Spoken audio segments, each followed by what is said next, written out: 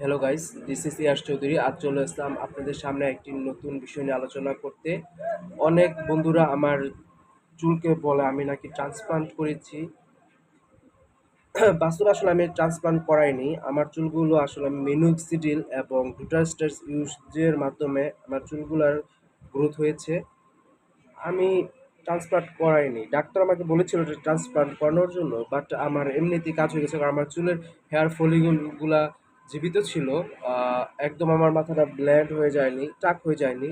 হ্যাঁ, আরেকটা ভাইয়া আমাকে কোশ্চেন করেছে যে ভাই, টাক মাথায় যদি আমি মিনোক্সিডিল বা ডুটাস্টাইজ ইউজ করি তাহলে কি আমার নতুন চুল গজাবে?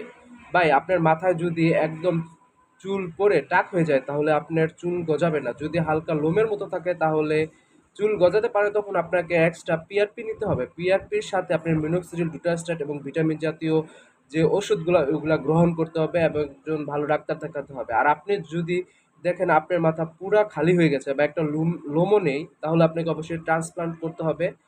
ট্রান্সপ্লান্টের ক্ষেত্রে আপনি একটি ভালো সেন্টারে বা ভালো একটা লেজার ট্রিটমেন্টে যেয়ে আপনাকে ট্রান্সপ্লান্ট করাতে হবে, ভালো ডার্মালোজিস্ট দিয়ে।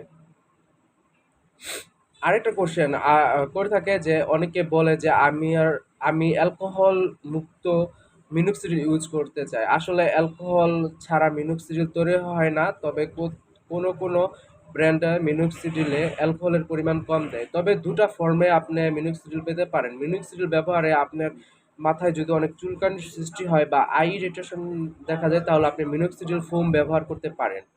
মিনোক্সিডিল লোশন থেকে মিনোক্সিডিল ফোমের দাম একটু বেশি, এবং মিনোক্সিডিল সাপোজ আপনি ধরেন আপনি মিনোক্সিডিল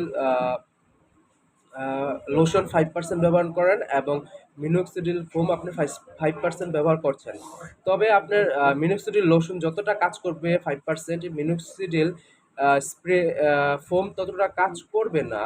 দেখা গেছে যে আপনার মিনোক্সিডিল ফোম 5% হলেও সেটা আপনি 2%-এর সমতুল্য কাজ করবে। এজন্য বেশি আমি মনে করি যে মিনোক্সিডিল লোশনটা ইউজ করাই ভালো। আরেকটা কোশ্চেন হচ্ছে যে আপনি মিনোক্সিডিল কত চাপ বা কতটুকু পরিমাণ ব্যবহার করবেন। আপনি মিনোক্সিডিল যদি লোশন বা লিকুইডটা ব্যবহার করেন তাহলে আপনি 7 চাপ ব্যবহার করবেন, যেটা বৈজ্ঞানিকভাবে প্রমাণিত।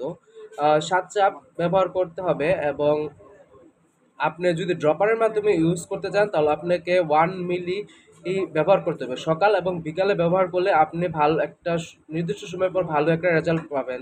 অনেকে বলে যে আমি তো সকালে ব্যবহার করতে পারি না, আমি দেখা যাচ্ছে চাকরি বা বাইরে যাই, তখন অনেক ডক্টর বলে থাকে যে আপনি একবার ব্যবহার করতে পারেন, তবে আপনাকে 2 বার ব্যবহার করলে আপনি যে ফলাফলটা পাবেন সেটা আপনি একবার ব্যবহার করলে পাবেন না।